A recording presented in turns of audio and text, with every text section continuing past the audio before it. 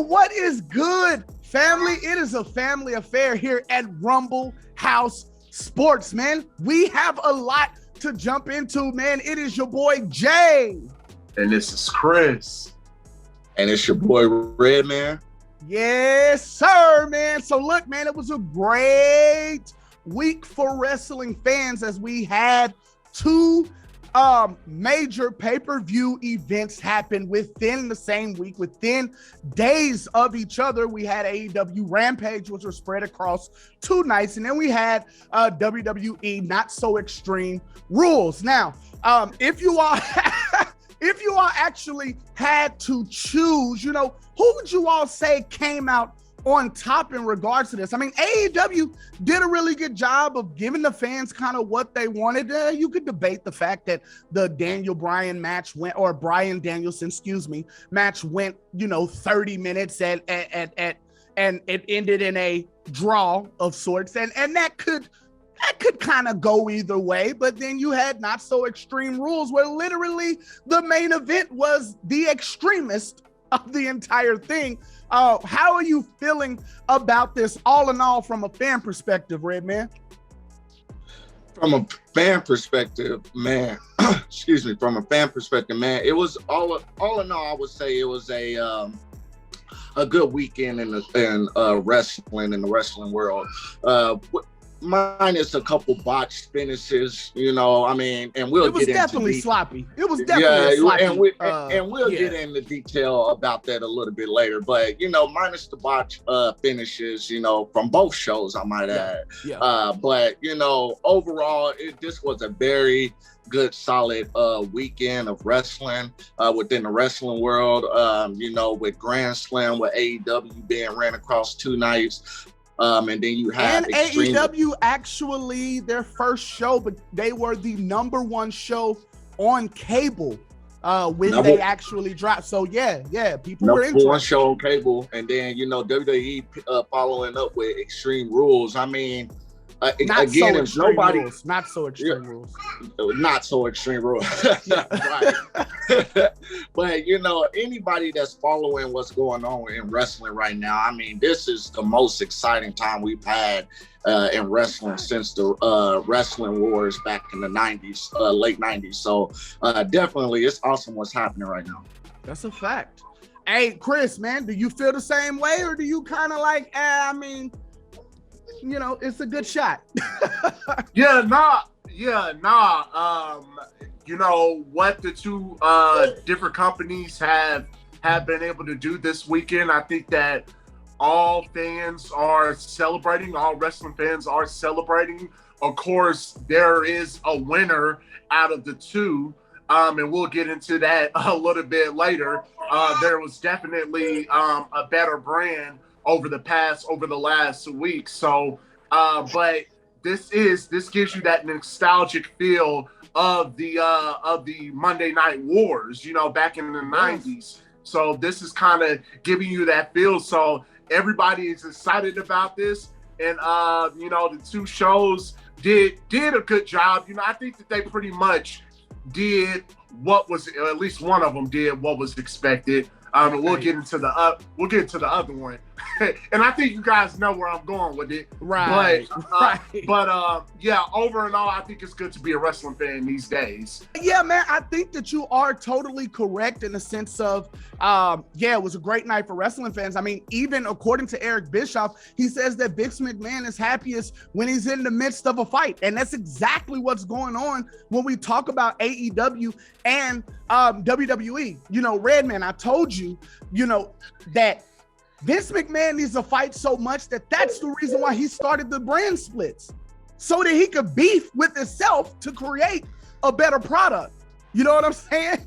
And so that is what has happened, since I believe it was 2007, I think is when the draft started. So since that time frame, you know what I'm saying? That's what made this a sustainable show, because there was no competition.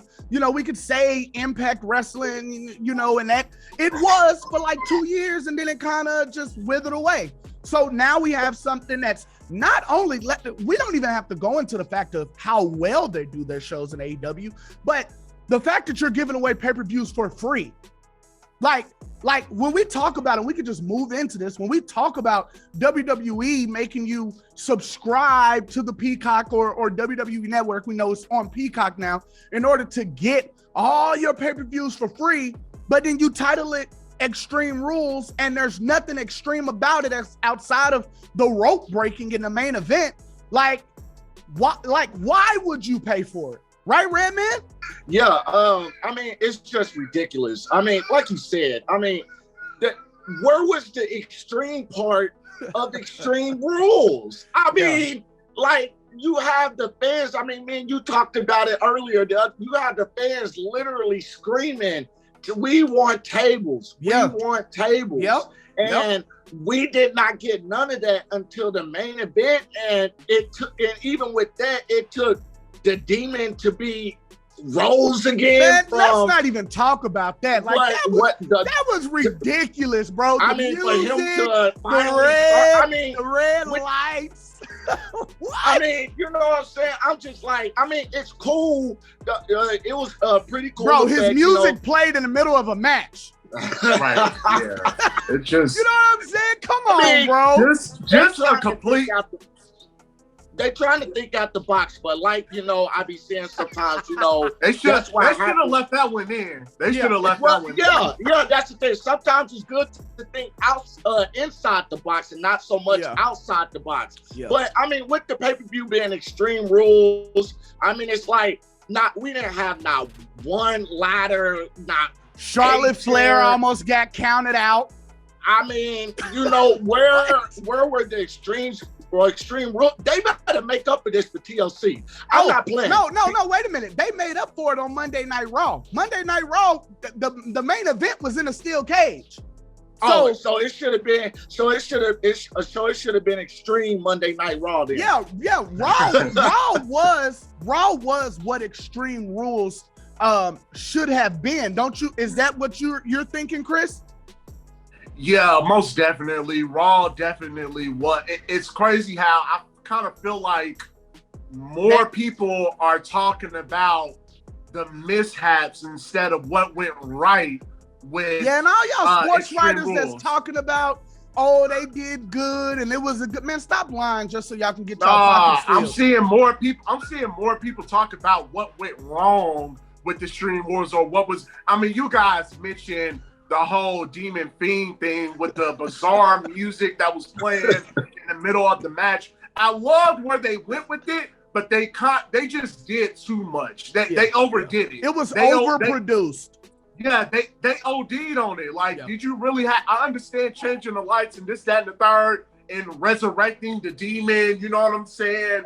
But you know, they could have just did that and left the music out of it, and then the just bizarre ending of it. I feel like more people might have been satisfied with Monday Night Raw and what happened with that on that show than what happened on the night prior with the Extreme Rules, which is crazy. Well, you know, I'll say this in WWE's defense. I will say this: I actually wasn't too opposed to the resurrection. I mean, you probably could have left out the theme music. You know, I get all that. You're not opposed to the resurrection. You're a believer. Right. But you know, I'm not. I wasn't. It was nice considering that he's the Demon, right? You know, it's kind of like when Undertaker or Kane when they do the sit up. You know what I'm saying? Except you know they but they don't play their music. I mean, and I give you that, but I actually felt like it was a nice effect. My thing is that if you're going to do that, the Demon Finn Balor has to win the match. He has to win the match. See, that's what they were doing. They were trying to protect his record and allow Roman Reigns to keep the title. See, which is why. Look, check this out. This is what I thought about last night. Okay, because when something like that happens, because you don't see Kane and Undertaker doing the sit-up and then all of a sudden still lose the match. I mean, think about it. They don't do the sit-up and then they still get speared and lose. If they do the sit-up, you know what I'm saying? It's a choke slam.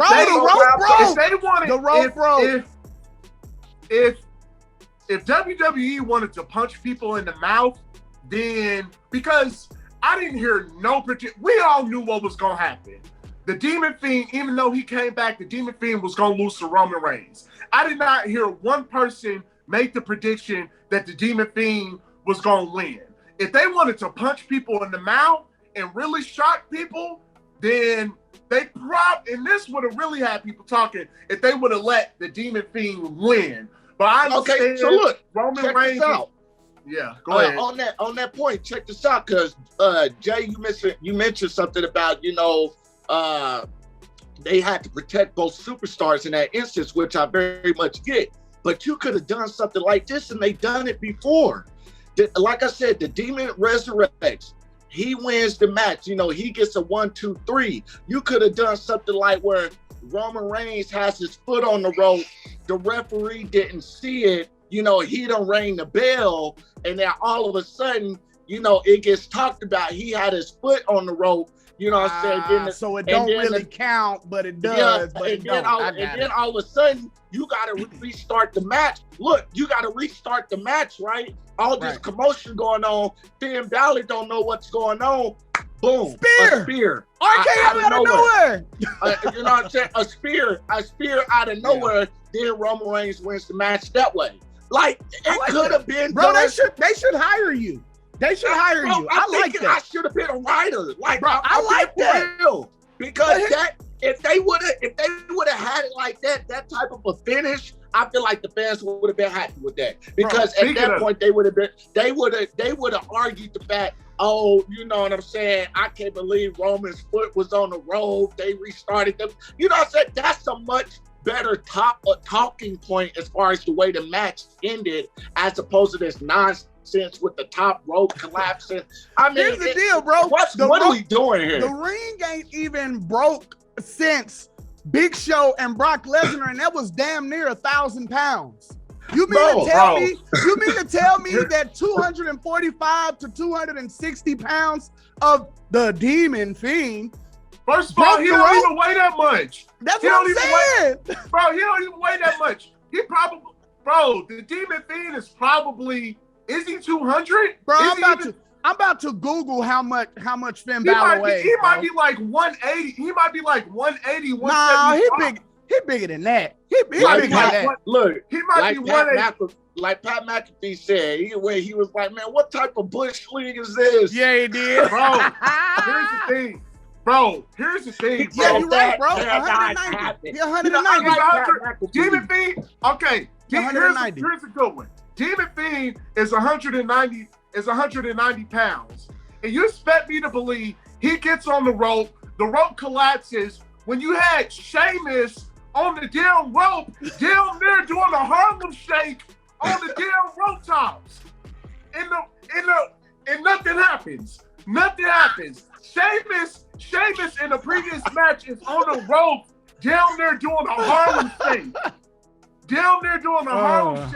The rope, nothing happens. You know what? I know what would have resolved this. They should have had Shawn Michaels and put him against Hulk Hogan and told him that he was losing again. That would have made a better match. That would have made a way better match. The only way to make this right is if on SmackDown it gets revealed that one of the Usos took a pair of scissors and cut the ropes or some shit. I'm thinking that that's what it's going to, because Pat McAfee almost kind of gave it away on air. He said something, the Usos, and then he never repeated it again.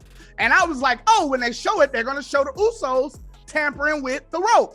Tampering with the rope or something. So I think that you're right in that instance. But all in all, I don't want to just bash WWE. The matches were good. Bianca Belair and Charlotte Flair was very good. You know what I'm saying? The best match on the card, in my opinion, was Bianca Belair and Becky Lynch. In my opinion, I said Charlotte Flair. My bad. Becky Lynch. My bad. Becky Lynch and Bianca Belair, in my opinion, was the best match of the whole show. And they could have done without the Sasha Banks return, though. I mean, the fans loved it. I liked it though. I liked it because Sasha Banks should have never been removed from the SummerSlam match in the first place. You know what I'm saying? And whatever's going on behind the scenes, personal issues, she was taken off screen. So to have her come back And then now you all of a sudden have this three-way feud between Becky Lynch, Bianca Belair, Sasha Banks. Arguably three of the most talented. All we need, look, check this out. All you need is a Charlotte Flair. Could you imagine if Bayley gets healthy and you throw Bayley into the mix and you got this fatal four-way for the SmackDown Women's Championship between all four of those That's ladies? Probably not going to happen. It don't get any better. But that's probably not going to happen. The WWE draft is coming up, so it's probably not going to happen. Who had the best match of the week between both brands? Definitely Kenny Omega and Bryan Danielson. I would say that just because we got a full length, like AEW, and that's what you call a wrestling match. They opened up the show with a 30-minute match. You know what I'm saying? Where everybody's moves were put on display. All the stops were actually put out. Hell, that could have been considered Extreme Rules if you really wanted to call it that. You know what I'm saying? But they did a really good job at giving us the matches that we wanted to see and giving us in that version. Just seeing people come out and hearing the roar of the crowd and looking at the way that you could see it, you could tell that it was a pay-per-view. All in all, I think AEW had the better show. They get the leg up because they didn't force you to pay for it, right? So they already get the leg up on that end, and we got real matches. They listened to the fans. I think that's why we had Monday Night Extreme Rules, because Vince McMahon heard a lot of the fans screaming. The funny thing is that even in the WWE universe, they were trying to chant, and it just wasn't going over well. You would hear maybe 5 to 10 people, and the crowd wasn't engaged enough to, you know what I'm saying, to even say or to even get into that entire situation. So yeah, man, if we had to choose a winner, I'm gonna go with AEW for that. But pure match status, I think Extreme Rules did a good job, but you can't bill it as Extreme Rules and it not be extreme in any part except for the main event. Now, granted, they've been doing that, but you're gonna have to stop doing that. I mean, that's just like doing TLC and the only TLC match is the main event. Why the hell would you call it TLC and there is no TLC? You should call it Monday Night Raw, Friday Night SmackDown featuring TLC.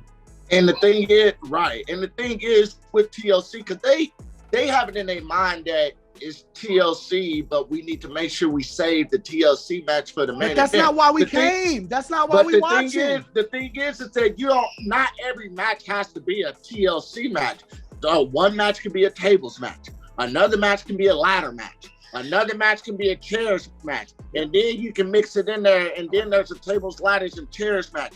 You can do a no holds barred match or something, a hardcore, you know what I'm saying? A parking lot brawl. Right. Yeah. I mean, bro, like we said, could you imagine a buried alive match?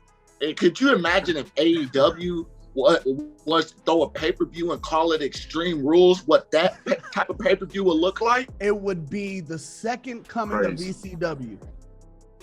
Yeah, right. Bro, look, he's so excited. He froze. VCW, Bro, I thought he was just staring like that. Bro, you froze. It was funny, bro. We thought you was like, yeah. Bro, but not for real though, man. I'm just like, AEW, man, they're just doing a lot of good things right now. Like you said, bro, I talked about this because Raw and SmackDown, they're going to say, or WWE rather, are going to say that, we're number one in total viewership. You know what I'm saying? And they are. As opposed to, and they are. I mean, obviously, they may be averaging, and I don't know the numbers, I'm just guessing, estimating or whatever. But for example, they may be averaging, 2 million viewers every week on both of their shows, while AEW is only averaging, 1.5 million viewers every week on their show. But the key thing is that AEW will tell you is that what they're focused on is that bracket between the 18, that demo between the 18 and 49-year-olds. And in that bracket, AEW is beating the WWE, and that's where WWE realizes where they messing up. Because think about it, and 18 to 49, meaning from ages 18 years old to the age 49 years old. Think about it.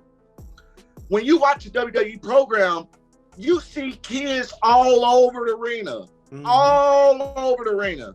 You know what I'm saying? And it's typically between kids, and then the age gap jumps all the way up to, you know, probably their parents, maybe, because that's typically who's bringing them to the arena. It's the parents are bringing the kid, because they could care less about. You're saying it go from about. You're saying it probably go from about, the jump goes from probably about 12 to 14 to 35 and up in there. You know, if that, but nobody between 18 and let's say 35. Nobody between 18 and let's say 25 or 30. I say between 18 and 30 is paying attention, because, you know, it's just, it lost that attitude era, like we keep saying, that we used to love. But then you flip the screen to AEW, and it's nothing but young adults, people our age in the crowd. You don't see hardly any kids in that arena, because AEW knows the audience that they're trying to reach. They're trying to reach the people that left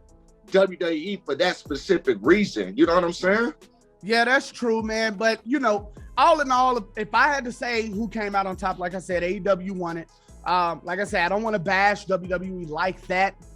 They did put on some good matches. The matches were good, like I said. Right. The biggest takeaway is you can't call it Extreme Rules and not have any extremists. Like I said, I believe the complaints got back to Vince McMahon, which is why we had Monday Night Extreme Rules.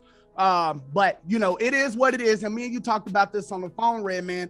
You know, Vince McMahon doesn't care, or WWE as a whole doesn't care. They should. They're losing viewers, but they're going to do what they want to do. They're stubborn. They're going to do what they want to do whenever they want to do it. And that is that. Y'all are tuned in to Rumble House Sports. It's your boy Jay. And this is Chris. And it's your boy Red Man. And I promise this is the last topic for the show. Let's go. Yes, sir.